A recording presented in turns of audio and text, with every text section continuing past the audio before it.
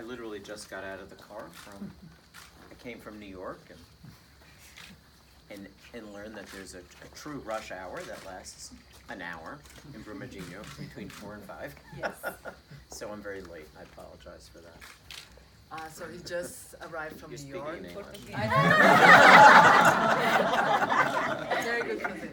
Ele acabou de chegar de Nova York e pegou 3 horas de trânsito para chegar aqui, então ele está pedindo desculpas de estar atrasado.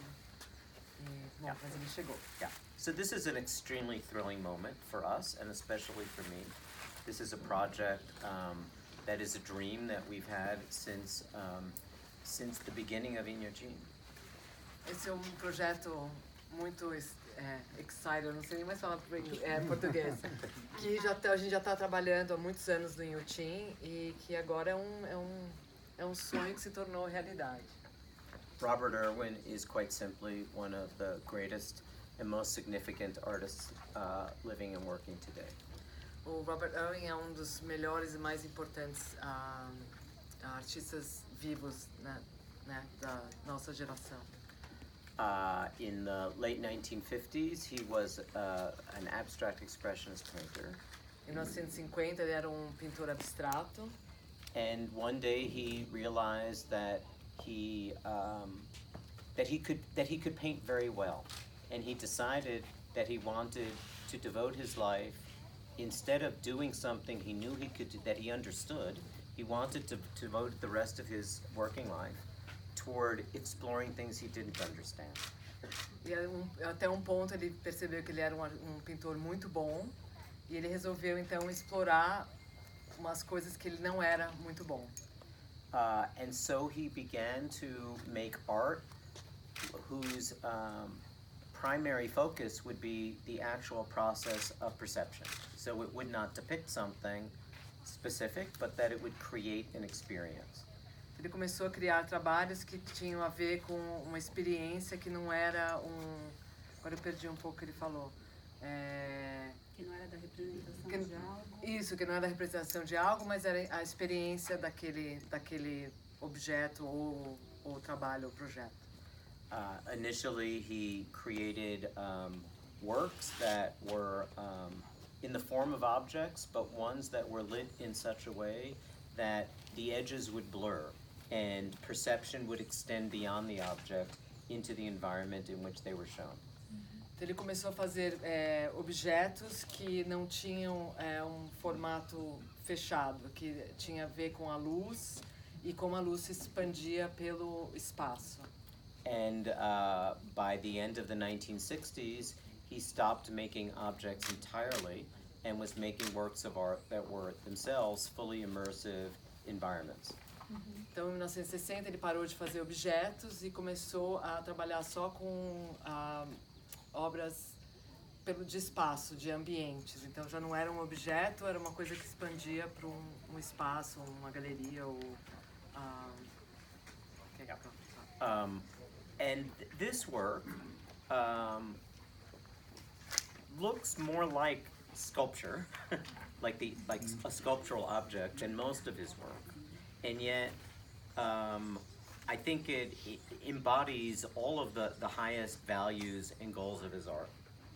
Essa é uma obra que ela é muito mais escultural do que a maioria das obras do Irwin, porque geralmente são espaços, como ele falou, de luz. Essa aqui é uma coisa que é uma escultura, que é um objeto concreto, mas ao mesmo tempo é uma experiência que também encaixa nessa ideia, né, que ele expande do objeto para o ambiente.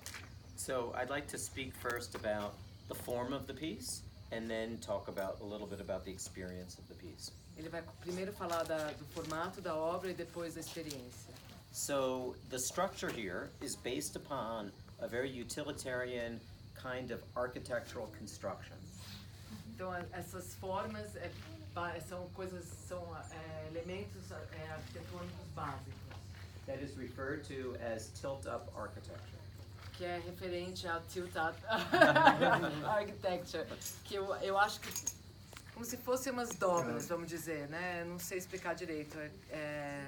que é o que o Irwin fazia. São arquiteturas que são, eu acho que são elementos básicos, mas tem uma quebrada, assim, um ângulo, uma coisa assim. The idea of this architecture is that it is extremely simple to construct. It requires minimal materials and costs. And you quite simply have a mold. And in the mold, you pour concrete, you smooth it out. And then when the concrete dries, you pop it out of the mold. And then you prop it up until it reaches a vertical position. And you go wall by wall by wall, and then you have a building. Essa é uma obra que, vamos dizer assim, fácil de construir, porque são elementos básicos, então basicamente você põe o concreto, o cimento no molde, você alisa e tal, e aí você põe na horizontal, para vertical, e vai fazendo parede por parede. Então, é simples, né, e barato ao mesmo tempo, mas, bom, vamos ver, né, não é bem barato, mas enfim, a ideia é essa sensação de ser uma coisa básica e fácil de fazer. And so what you have here are the forms, the elemental forms of tilt-up architecture, but existing in a kind of permanent state of being constructed. Então, esse aqui faz parte dessa fold-up architecture que ele falou já, mas ao mesmo tempo se forma numa coisa estática, né? So you see these metal arms holding up the sides, ordinarily if you were constructing such a wall. And my guess is if this were a small house, the walls might not be this thick, that you would push up all the sides and then you would remove all these legs that hold it up. Então a ideia, né, desse estrutura de metal que está segurando essa parede, que a ideia seria, né, se fosse uma casa normal, talvez a parede não fosse tão grossa, mas se você colocar tudo juntinho, você poderia retirar os elementos as barras de metal. So now let's talk about this within the spirit and content of Irwin's work, and I'll talk about it a little bit in terms of other works, and then I'll provide some of my own interpretation. Ele vai falar agora no espírito da obra, não do material. Ele vai falar um pouco da história do Irwin, mas também colocar a interpretação dele. So what you have here is very basic, but very kind of massive in its in what it refers to and how the concept of it extends beyond the physical object. O que você vê aqui é uma ideia simples, mas que traz um elemento de interpretação que vai além dessa construção que se parece bem simples.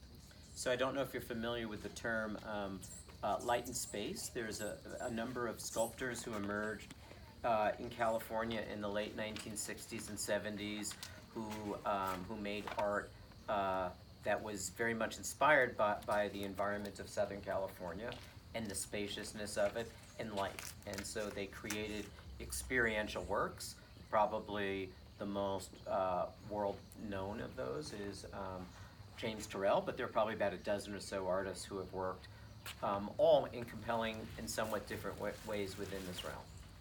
Então, mais ou menos nos anos 60, 70, na Califórnia, alguns artistas estavam trabalhando com essa ideia de luz e espaço, e que baseado também na luz da Califórnia, então a ideia era sempre trabalhar nesse equilíbrio de luz e espaço, e uma das pessoas que são um dos mais conhecidos é o James Turrell, e outros artistas também se uniram e virou um movimento que se chama Luz e Espaço.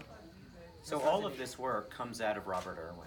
Robert Irwin was the first and the original light and space artist. In fact, he was the mentor for many of these artists, including Jim Turrell. He's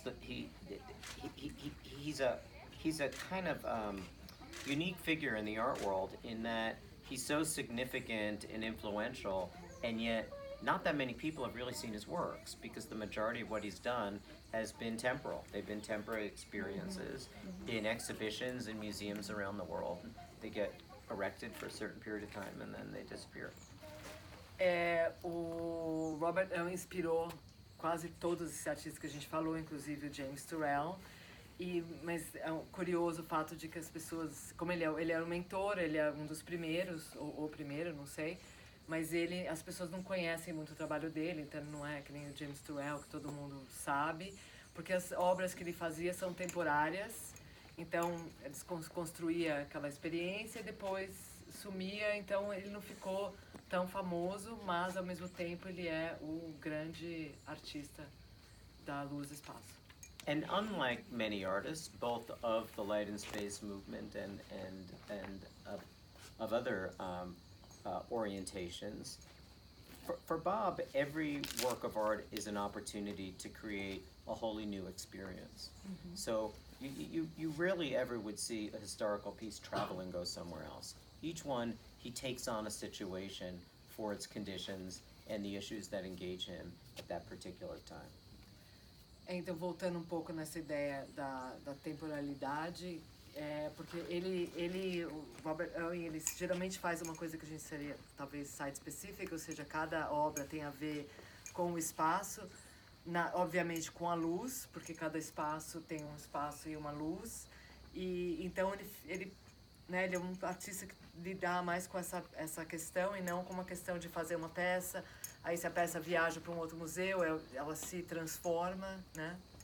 So, the reason I say that this piece is the embodiment of all of the greatest values and goals of Robert Irwin are for reasons that you need to come back and see. Eu não sei como falar embodiment. A razão... Encarnar. Que encarna. Então, isso aqui, como ele fala que essa obra é uma encarnação, encarna. Can we have another translator, please? Incorpora todos os elementos do Robert Irwin. Então, a questão, porque ele diz isso, porque é uma obra que você vai ter que vir aqui várias vezes, porque a luz sempre muda. Enfim. And the reason I say that is because I think that one of the principal points of this piece, if not the primary point of the piece, is about bringing the light down from the sky and into the space. And so having these yellow glass panels, which are, like every element here, something potentially utilitarian, and there's always this utter simplicity and functionality to how Irwin has his work made. But ultimately, this is probably the grandest and most heroic of the works that he's ever created. Então, quer dizer, a simplicidade dessa obra, que o Irwin sempre faz uma coisa meio com elementos simples e utilitários, que nesse caso seria, né, a janela, a casa, a luz amarela, o vidro amarelo, que é um vidro de segurança. Mas é tudo super bem pensado, super detalhado, é simples, mas é bem pensado. E a ideia dele é de trazer a luz de cima para baixo e cada elemento vai se transformando dependendo de como você vê, de como você percebe da luz. So, what we see as a sculpture now is fully a theater of presentation for bringing the light of the sun down to earth and seeing how it impacts and how that constantly changes as the sun moves, as the day evolves, and as you move in relation to where you are within this interior space. Então a ideia dessa escultura é como se fosse um teatro que foi feito para receber a luz do céu, do sol ou da chuva, enfim. Então cada momento que você está aqui depende do dia, pôr do sol, né, meio-dia.